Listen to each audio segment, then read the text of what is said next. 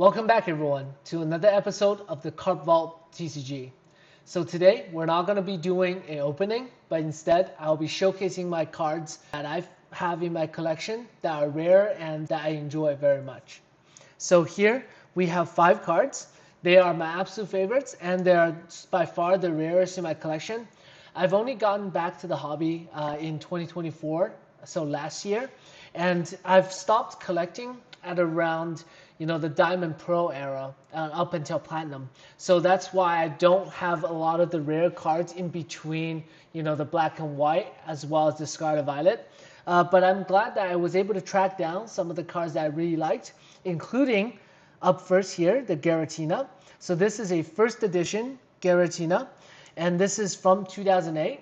And this is, of course, a PSA 10. So the reason why I'm getting a PSA 10 is because, number one, I want the highest quality version of it. And who knows when this card was graded, whether PSA had the stringent standards that they do now. But it is nonetheless a PSA 10 and definitely is of value.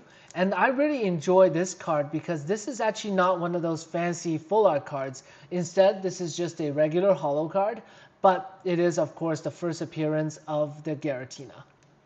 And moving on to the next one here, we have the Bubble Mew, of course. And the Bubble Mew is definitely one of my favorite modern cards. And the reason for that is it's just such a deviation from the classic artwork that Pokemon used to have, right? So this is more like cartoonish, and you got the different Pokemon in like very kid-friendly artwork, and definitely the Mew itself is encased in a bubble, and of course the Mew is a shiny Mew, so that definitely adds to why I like this card a lot. And the reason why I chose Japanese card is because of the print quality. So let me show you in a bit like a English special illustration rare. And you can see like the pattern on this, right, is definitely like very fine.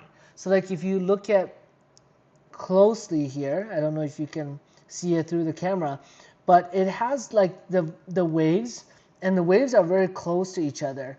And they're very granular, and you can even see right there like the direction changes of the wave.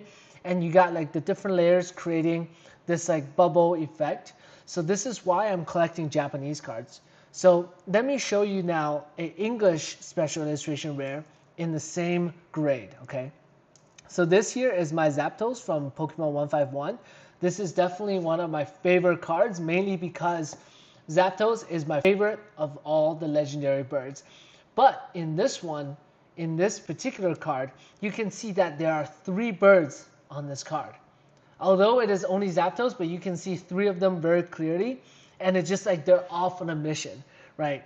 All right, so let's see now. If you look at the waves on this card, okay, so you can see the waves.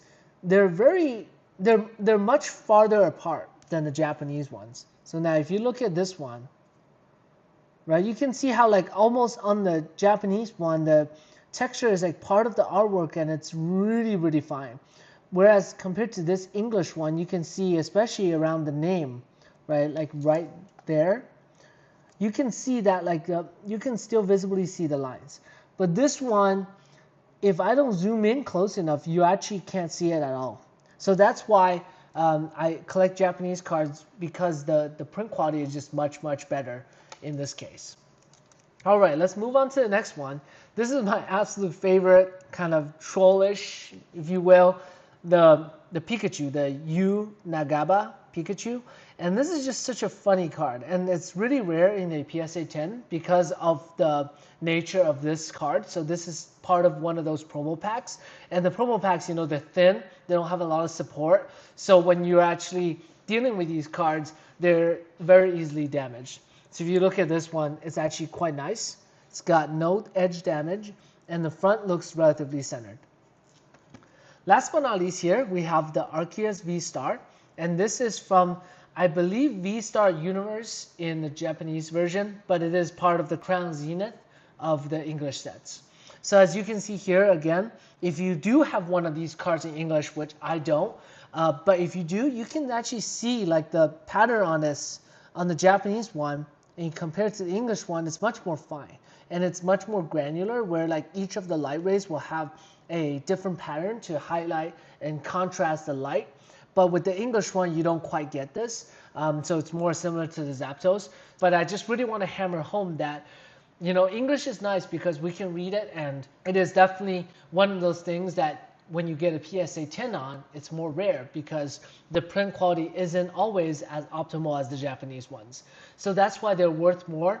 But honestly, if you're collecting for the artwork, which I am, and I recognize all the Pokemon here, so that's why I get the Japanese one.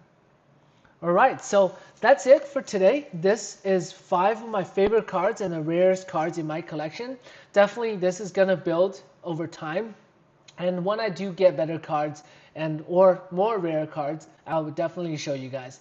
And if you have any recommendations on what I can collect next, please let me know. I'm definitely interested in the older sets as well, like more vintage Pokemon cards. Thank you so much. Please like and subscribe on this video. I'll see you guys in the next one.